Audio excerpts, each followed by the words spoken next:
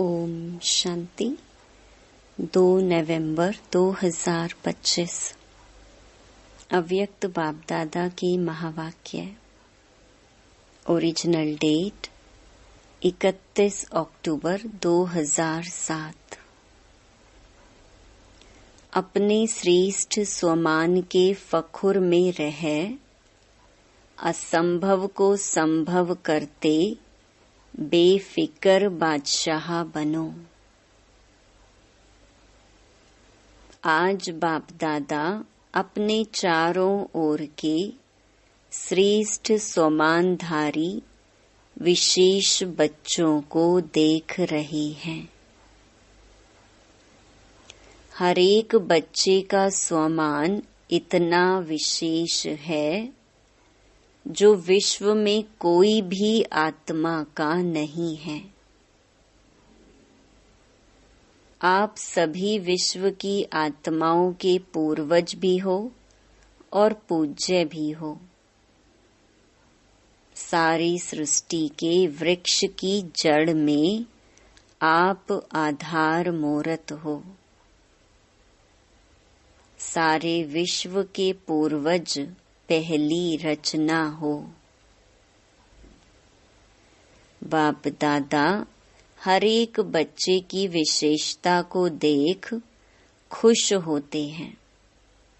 चाहे छोटा बच्चा है, चाहे बुजुर्ग माताएं हैं, चाहे प्रवृत्ति वाले हैं, हर एक की अलग अलग विशेषताएं हैं। आजकल कितने भी बड़े ते बड़े साइंसदान हैं, दुनिया के हिसाब से विशेष हैं। जो प्रकृति जीत तो बने, चंद्रमा तक भी पहुंच गए, लेकिन इतनी छोटी सी ज्योति स्वरूप आत्मा को नहीं पहचान सकते। और यहाँ छोटा सा बच्चा भी मैं आत्मा हूँ ज्योति बिंदु को जानता है। फलक से कहता है मैं आत्मा हूँ। कितने भी बड़े महात्माएं हैं और ब्राह्मण माताएं हैं। माताएं फलक से कहती हमने परमात्मा को पा लिया है ना। और महात्माएं क्या कहते? परमात्मा को पाना बहुत मुश्किल है। प्रवृत्ति वाले चैलेंज करते हैं कि हम सब प्रवृत्ति में रहते, साथ रहते, पवित्र रहते हैं, क्योंकि हमारे बीच में बाप है। इसीलिए दोनों साथ रहते भी सहज पवित्र रह सकते हैं, क्योंकि पवित्रता हमारा स्वधर्म है। पर धर्म मुश्किल होता है, स्वधर्म सहज होता है। और लोग क्या कहते? आग और कपूस साथ में रह नहीं सकते, बड़ा मुश्किल है। और आप सब क्या कहते? बहुत सहज है। आप सबका शुरू का एक गीत था। कितने भी सेठ स्वामी हैं, लेकिन एक अलफ को नहीं जाना है। छोटी सी बिंदी आत्मा को नहीं जाना, लेकिन आप सभी बच्चों ने जान लिया, पा लिया।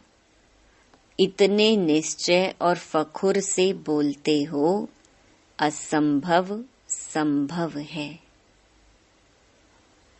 बाप दादा भी हर एक बच्चे को विजयी रतन देख हर्षित होते हैं,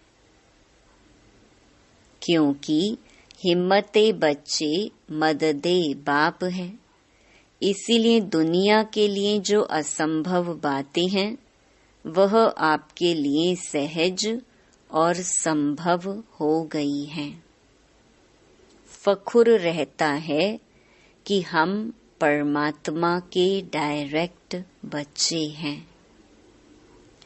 इस नशे के कारण, निश्चय के कारण, परमात्म बच्चे होने के कारण माया से भी बचे हुए हो।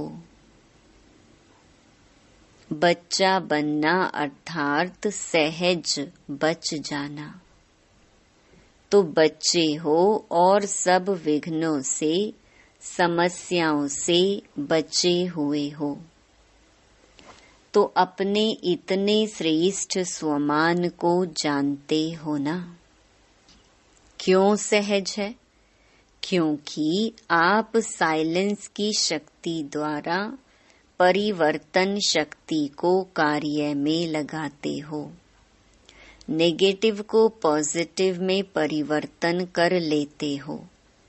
माया कितने भी समस्या के रूप में आती है, लेकिन आप परिवर्तन की शक्ति से, साइलेंस की शक्ति से समस्या को समाधान स्वरूप बना देते हो।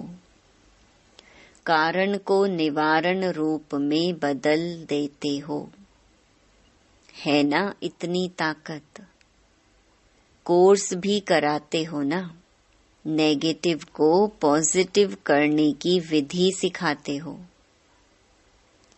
यह परिवर्तन शक्ति बाप द्वारा वर्षे में मिली है। एक ही शक्ति नहीं, सर्व शक्तियां परमात्म वर्षा मिला है। इसीलिए बाप दादा हर रोज कहते हैं, हर रोज मुरली सुनते हो ना, तो हर रोज बाप दादा यही कहते, बाप को याद करो और वर्षे को याद करो। बाप की याद भी सहज क्यों आती है? जब वर्षे की प्राप्ति को याद करते तो बाप की याद प्राप्ति के कारण सहज आ जाती है। हरेक बच्चे को यह रूहानी फखुर रहता है। दिल में गीत गाते हैं, पाना था वो पा लिया। सभी के दिल में यह स्वतः ही गीत बजता है ना, फखुर है ना। जितना इस फखुर में रहेंगे तो फखुर की निशानी है बेफिक्र होंगे। अगर किसी भी प्रकार का संकल्प में, बोल में या संबंध संपर्क में फिक्र रहता है तो फखुर नहीं है। बाप दादा ने बेफिक्र बादशाह बनाया है। बोलो बेफिक्र बादशाह हो। हैं तो हाथ उठाओ जो बेफिक्र बादशाह हैं। बेफिक्र हो या कभी कभी फिक्र आ जाता है, अच्छा है। जब बाप बेफिक्र है तो बच्चों को क्या फिक्र है?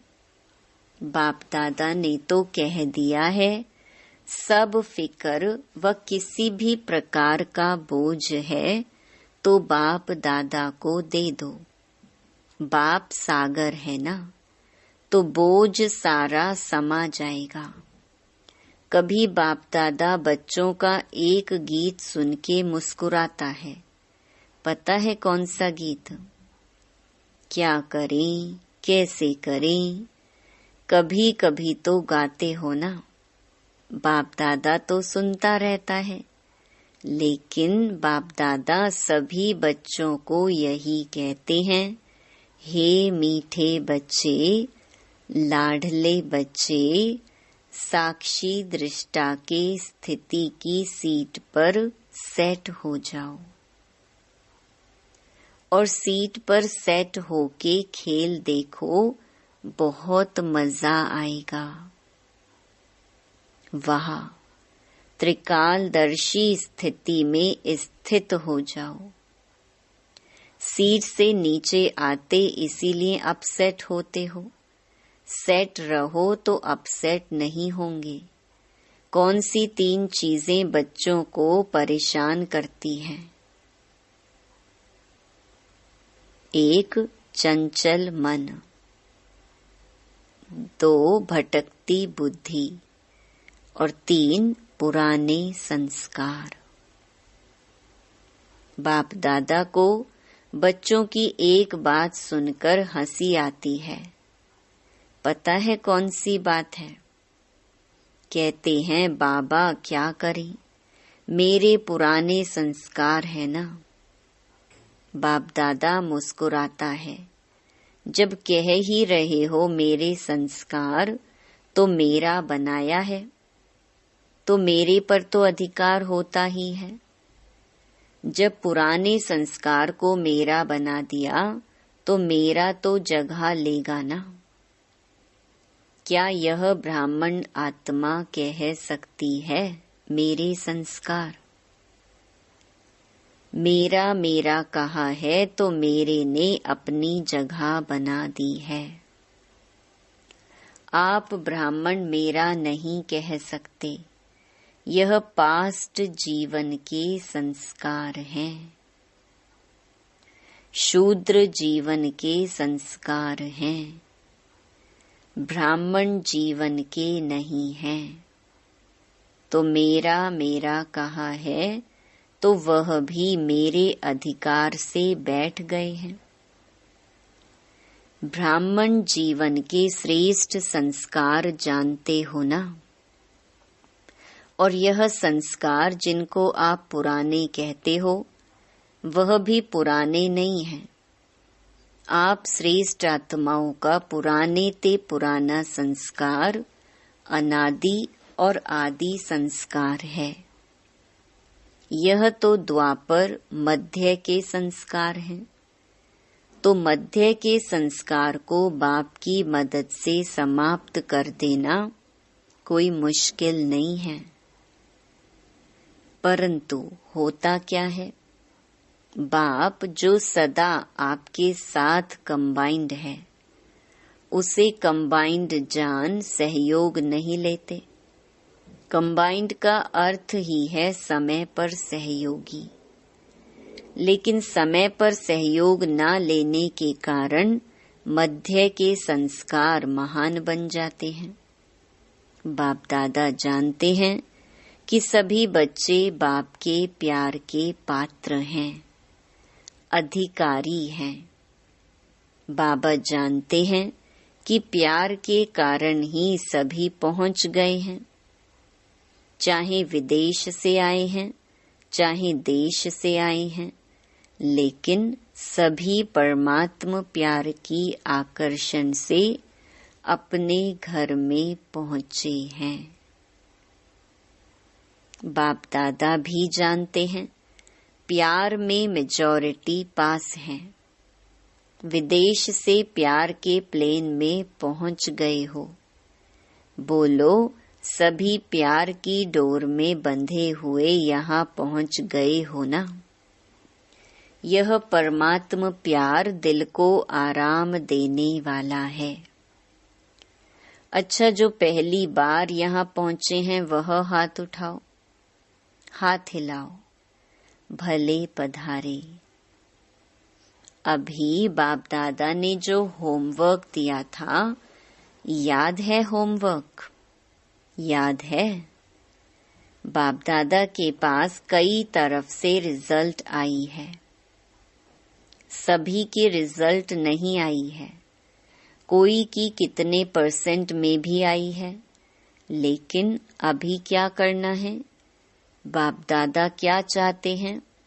बाप दादा यही चाहते हैं कि सब पूजनीय आत्माएं हैं, तो पूजनीय आत्माओं का विशेष लक्षण दुआ देना ही है। तो आप सभी जानते हो कि आप सभी पूजनीय आत्माएं हो। तो यह दुआ देना अर्थात दुआ लेना अंडरस्टूड हो जाता है।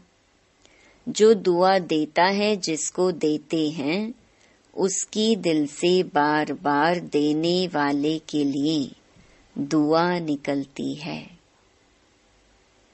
तो हे पूज्य आत्माएं, आपका तो निजी संस्कार है दुआ देना। अनादि संस्कार है दुआ देना।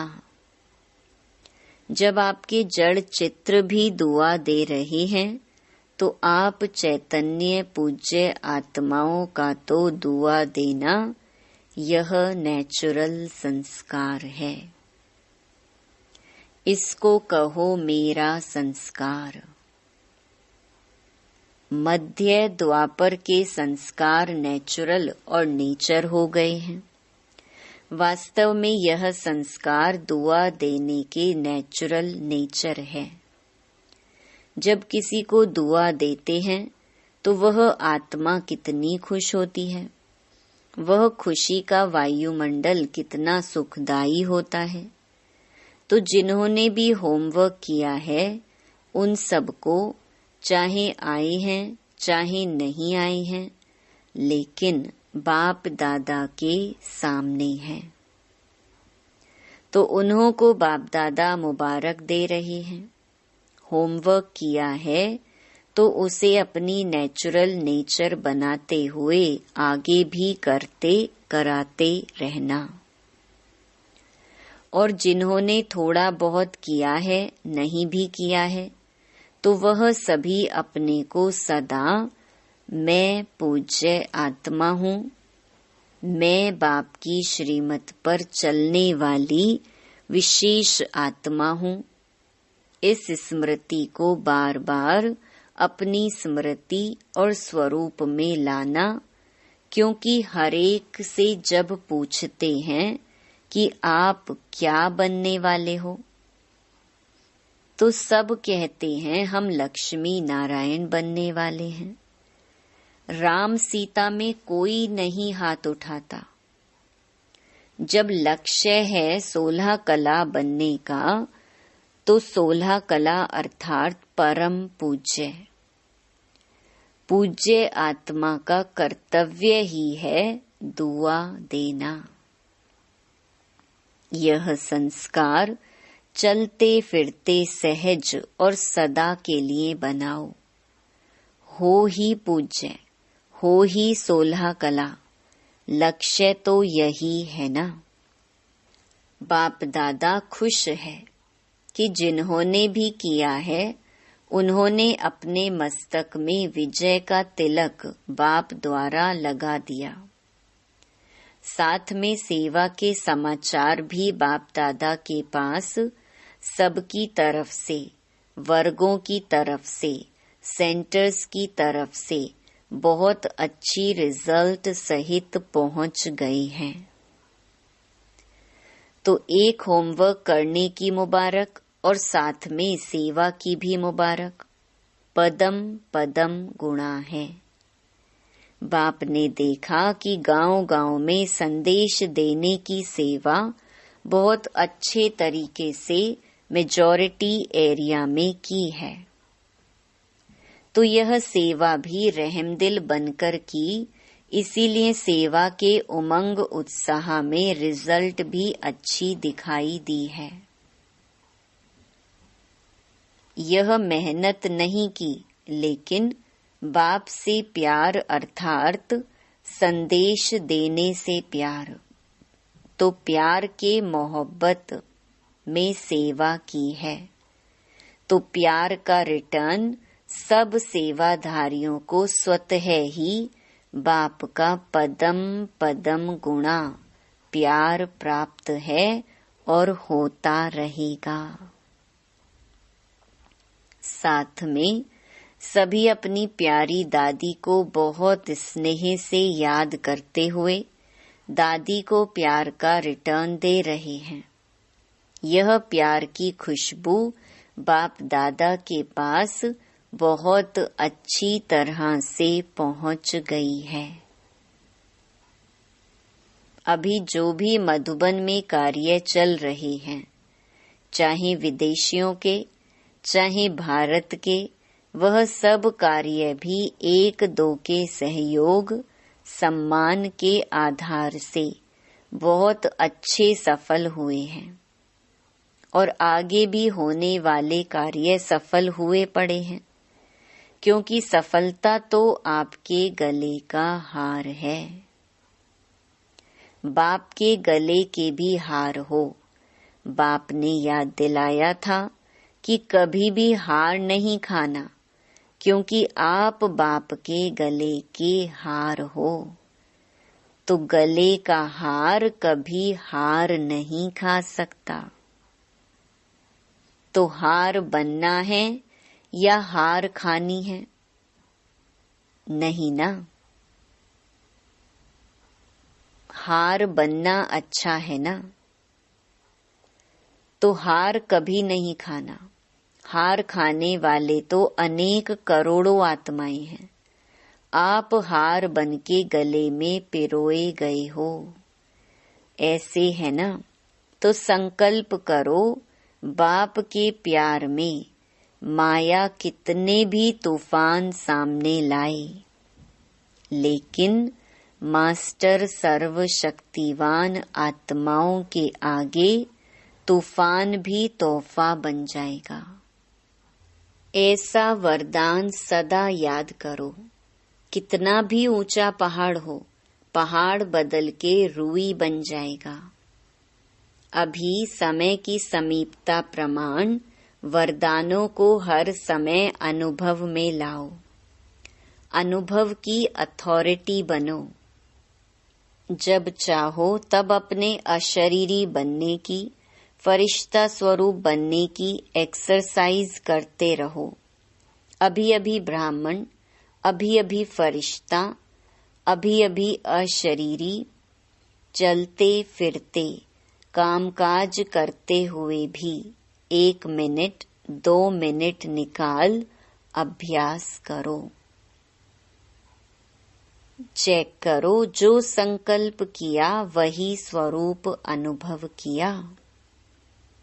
अच्छा, चारों ओर के सदा श्रेष्ठ स्वमानधारी, सदा स्वयं को परम पूज्य और पूर्वज अनुभव करने वाले, सदा अपने को हर सब्जेक्ट में अनुभवी स्वरूप बनाने वाले, सदा बाप के दिल तख्त नशीन, भ्रकुटी के तख्त नशीन, सदा श्रेष्ठ स्थिति के अनुभवों में स्थित रहने वाले, चारों ओर के सभी बच्चों को याद प्यार और नमस्ते। सभी तरफ से सभी के पत्र, ईमेल, समाचार सभी बाप दादा के पास पहुंच गए हैं। तो सेवा का फल और बल सभी सेवाधारियों को प्राप्त है और होता रहेगा। प्यार के पत्र भी बहुत आते हैं, परिवर्तन के पत्र भी बहुत आते हैं। परिवर्तन की शक्ति वालों को बाप दादा अमर भव का वरदान दे रहे हैं। जिन सेवाधारियों ने श्रीमत को पूरा फॉलो किया है, ऐसे फॉलो करने वाले बच्चों को बाप दादा कहते, सदा फरमान बरदार बच्चे वहा। बाप दादा यह वरदान दे रहे हैं और प्यार वालों को बहुत बहुत प्यार से दिल में समाने वाले अति प्यारे और अति माया के विघ्नों से न्यारे ऐसा वरदान दे रहे हैं। अच्छा, अभी सबके दिल में क्या उमंग आ रहा है? एक ही उमंग बाप समान बनना ही है यह उमंग? पांडव हाथ उठाओ। बनना ही है। देखेंगे, बनेंगे, गे नहीं करना, लेकिन बनना ही है। पक्का पक्का। अच्छा, हर एक अपना ओके का कार्ड अपने टीचर के पास चार्ट के रूप में देते रहना। ज्यादा नहीं लिखो, बस एक कार्ड ले लो, उसमें ओके लिखो या लाइन डालो, बस। यह तो कर सकते हो ना, लंबा पत्र नहीं। अच्छा, वरदान संगम युग पर प्रत्यक्ष फल द्वारा शक्तिशाली बनने वाली सदा समर्थ आत्मा भव। संगम युग पर जो आत्माएं बेहद सेवा के निमित्त बनती हैं, उन्हें निमित्त बनने का प्रत्यक्ष फल शक्ति की प्राप्ति होती है। यह प्रत्यक्ष फल ही श्रेष्ठ युग का फल है। ऐसा फल खाने वाली शक्तिशाली आत्मा किसी भी परिस्थिति के ऊपर सहज ही विजय पा लेती है। वह समर्थ बाप के साथ होने के कारण व्यर्थ से सहज मुक्त हो जाती हैं। जहरीले सांप समान परिस्थिति पर भी उनकी विजय हो जाती है। इसीलिए यादगार में दिखाते हैं कि श्री कृष्ण ने सर्प के सिर पर डांस किया। स्लोगन: पास विद ऑनर बनकर पास्ट को पास करो और बाप के सदा पास रहो। अव्यक्त इशारे: अशरीरी व विदेही स्थिति का अभ्यास बढ़ाओ। जैसे बाप दादा अशरीरी से शरीर में आते हैं, वैसे ही बच्चों को भी अशरीरी होकर के शरीर में आना है। अव्यक्त स्थिति में स्थित होकर फिर व्यक्त में आना है। जैसे इस शरीर को छोड़ना और शरीर को लेना, यह अनुभव सभी को है। ऐसे ही जब चाहो तब शरीर का भान छोड़कर अशरीरी बन जाओ और जब चाहो तब शरीर का आधार लेकर कर्म करो। बिल्कुल ऐसे ही अनुभव हो जैसे यह स्थूल चोला अलग है और चोले को धारण करने वाली मैं आत्मा अलग हूँ। अच्छा, ओम शांति।